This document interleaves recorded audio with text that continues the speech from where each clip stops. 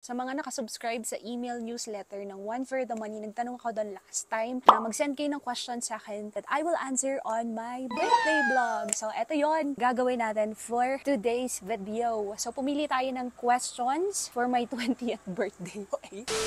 Suggestion ni Charlon, hatiin daw natin yung questions sa mga questions about the topic. Siguro about trading na lang, no? Interesting questions at saka challenging questions. So, try natin i-edit yon as I answer some of the questions kasi ang dami talaga nag-send. So, namimili lang ako. Now, let's answer questions about trading.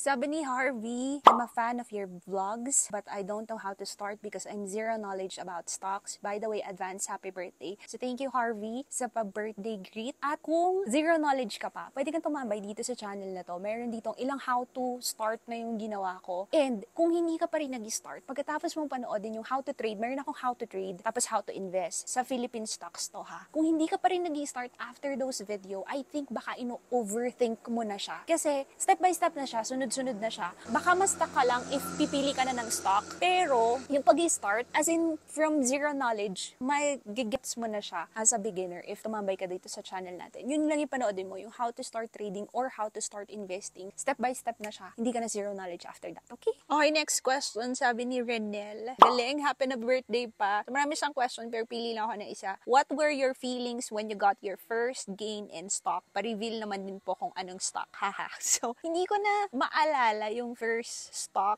na nag-gain. Pero ang naalala kong feeling is yung first kong na-receive na dividends. Nakalimutan ko na rin kung anong stock. Pero yung feeling na, may nabasa ako sa email na may na-receive ako na dividends. Kasi hindi ko pa alam no na yung stock pala. May stock na nagbibigay ng dividends, meron na hindi. Tapos meron ding schedule ng dividend stocks. Ang saya na meron ako na-receive during that time sa email na kumita siya ng pera. Tapos literal, nakita ko lang siya sa email. So yun yung memorable para sa akin. May question from Jack Z. Kyle. Top 3 favorite company. Hindi ko siya masagot ng diretso kasi paiba-iba ako ng gusto. Tsaka hindi din ako nag-hold kasi ng long term as in super long term. Pero ngayon, if may pinaka-favorite ko ngayon na siguro na lang, sector or industry is technology, renewable energy, at saka REIT. So yan na lang. REIT kasi, bago pa lang siya sa Pilipinas, pero matagal na siya sa ibang bansa. Tapos meron din siyang regular na dividends every quarter. Tapos, renewable energy, kasi matagal na din siyang meron sa ibang bansa, pero ang laki din na pwedeng maging potential niya. For me lang ha. And then, technology, kasi magaganda yung technology stocks sa ibang bansa. Well, magaganda yung renewable stocks and technology stocks sa ibang bansa. Now, if magawa siya ng maayos dito sa bansa natin, I think it has a good potential. And gusto ko ding mag-invest sa mga companies na nakakatulong sa mga turtles.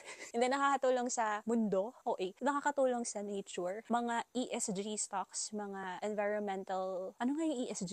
Medyo may signal dito, pero hanapin nyo na lang, ESG stocks. Question ni Lorene, what is your opinion on buying stocks that are not blue chips but have good fundamentals? Sa mga beginners, yung blue chips, yun yung top 30 companies na bumubuo sa PSEI or sa index. Ang tanong niya is, ano yung opinion ko dun sa mga stocks na wala dun sa top 30? So, pwede kasing, ang lagi ko ding sinasabi dyan is sa class nyo, kunyari, 20 kayo sa class nyo, kung wala ka sa top 10, pang top 11 ka, hindi naman ibig sabihin nun, hindi ka matalino or hindi ka magaling, di ba? Ngayon naman, let's answer some interesting questions. Sabi ni John Joshua, I'm happy for you to celebrate your birthday and especially po sa pag-vlog nyo. Question ba, what are your secrets that makes you do more brilliant ideas happy and consistently for more than a year? I admire you so much for doing vlog for us. Can't wait to see you personally, ma'am. Thank you, John Joshua, na medyo napamansin mo na paano mo nasabi na brilliant, happy, and consistently doing it for 1 year. Pero thank you. Dati, parang feeling ko, hindi ko alam kung ano yung lalabas kong content. Bukod sa alam ko lang naman yung i-share sa inyo yung how to start, how to do stock trading, how to do stock investing, mga ganyan. Until I read something in the Bible that God has blessed someone with this creativity. So yun yung lagi kong pinagpe-pray na, Lord, bigyan mo ko ng creative mind,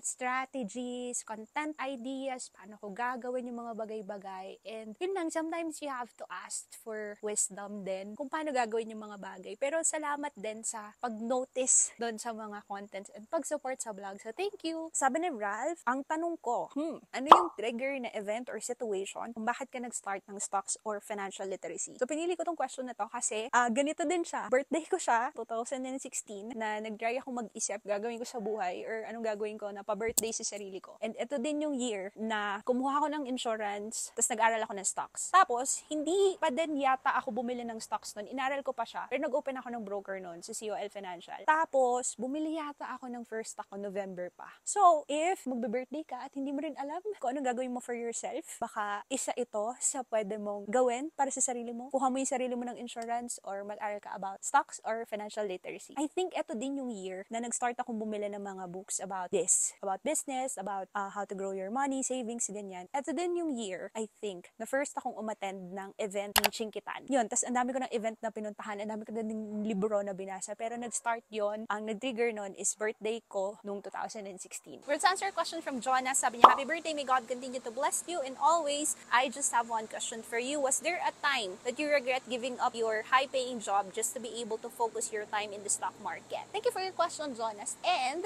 regret siguro hindi. Pero during the first few months, parang may mga questions lang na, tama ba itong ginawa ko?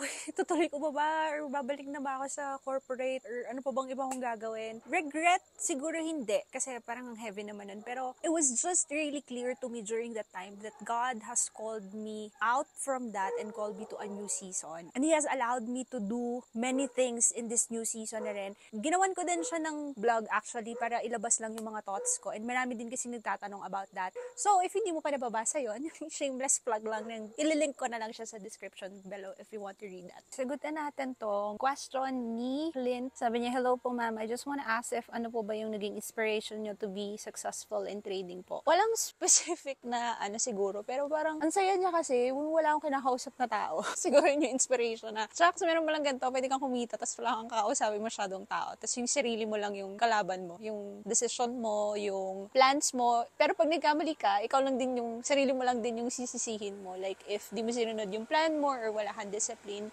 Pero siguro yung naging inspiration ko is yung mga nakikita ko ng mga traders na hawak nila yung oras nila. Tapos, pwede kang humita through that. Yun. Parang sobrang, sobrang nakaka-mind blown lang.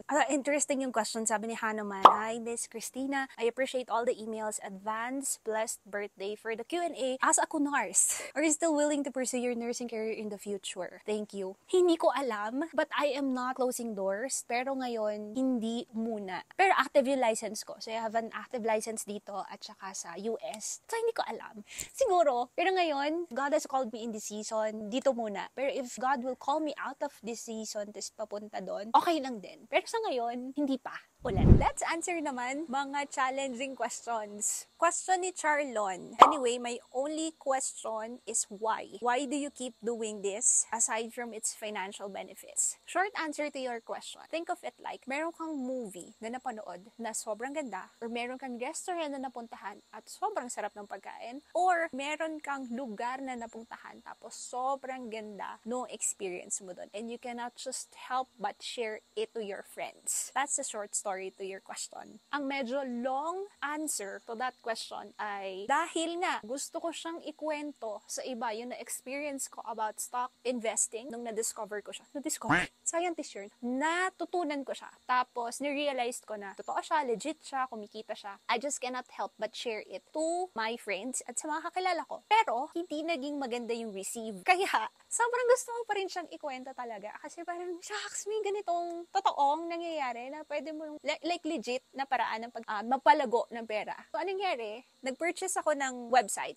During that time, pwede kang makakuha ng website for 50 pesos eh. So, doon ko lahat kinuwento, yung mga experience ko, paano ko siya ginawa. Then, somewhere along the way, may nag-message na OFW na nagpapaturo. Tinulungan natin, tinuruan kung paano, kasi simple lang naman talaga siya. And then, eventually, nagkaroon ng Facebook page, tapos dumami na yung nagtatanong. And there had been many times na gusto ko nang tumigil. Only because maraming hindi magagandang sinasabi sa internet na ibang mga tao, tapos nakakapagod din siya. Tapos bakit ko nga ba ito ginagawa? Pwede ko naman kasing sarilinin na, diba? But, nung lumaki na yung following, sobrang dami ko na ding nare-receive na email, messages, PM, that a single video changed their life. A single tutorial changed their life and their family's life. Tapos yung mga tao nakapaligid sa kanila. So for me, parang it fuels na ituloy yung ginagawa ko. Ang haba ng sagot sa isang tanong no? Pero yung nakikita nyo is just the surface level of the content that I put out there. What mostly happens on the back end na hindi ko na inalalabas sa social media is yung mga nag-i-email sa akin na, guys, sobrang pang MMK talaga. Pati ako na iiyak. naiyak ako ngayon. Nakaka-touch kasi, nakakaiyak na. Hindi siya about me eh. It's about dun sa buhay nila, magkukwento sila ng mga nangyayari sa kanila, and just to see them and hear from them na nagkakaroon sila ng hope sa buhay. Nakaka-touch yun. And that helps me na ituloy, to continue to, yun yung why I keep on doing this. It encourages me lang for people like you na continue na nagsusuporta sa mga nilalabas kong content, sa mga bumibili ng courses, mga nagpapaturo, nagpapa-coach, mga nagpapa-mentor. More than sa na ituturo natin, it also builds a relationship. Marami na din ako mga naging friends through trading and through investing through the stock market. Marami na din na nagkaroon ng good friendship and good relationship. Marami na din ako mga naging second mom, mga tita, tito, and ang saya lang to be able to impact and share that kind of relationship din kahit sabihin mo online lang tayo nagkikita. Sabi ni Remy, meron na bang health issues dahil sa stress ng stock market trading? Siguro ito. Iba to, accident to. In terms siguro sa trading, ang health issues niya, parang wala naman ako maisip. Kasi pag I think I'm not mentally okay, or I'm tired, or puyat, or galit, or pagod, hindi naman ako nagtitrade. Hindi naman siya kailangang everyday, diba? Hindi naman siya kailangan na laging meron. Kasi kung wala, or kung hindi ka okay, or kung wala kang pan-trade, naman siya kailangan gawin lagi-lagi.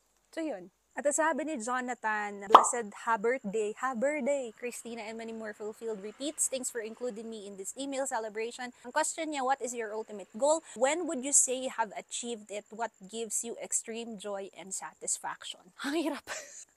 Ang hirap ng question. Ang interesting nung question, no? Sometimes mga ganyang tanong din dapat tinatanong natin sa buhay natin para meron tayong mga self-reflection. But very recent, after years of doing this, ang mas nagpapasaya sa akin is yung mga emails nyo, more than the good words, syempre, that you are saying, more than the good feedback na sinasabi nyo, mas natutuwa ako and it gives me so much joy kapag yung emails nyo, nagkukwento kayo kung paano nagbago ng buhay nyo yung pwedeng yung pag-invest sa stock market, pwedeng yung content, pwedeng yung email ko. Kasi yung ibang nag-share talagang it's beyond stocks. Kaya nagkaroon din tayo ng series about beyond trades. Kasi it's really had been more than beyond stocks for this channel, for this platform. So yun yung nakakapagpasaya. Pero yung sabi mo, when would you say, pero ito yung question mo, diba? When would you say you have achieved it? I think our goals and our desires, they change, they evolve. Sometimes may na-hit ka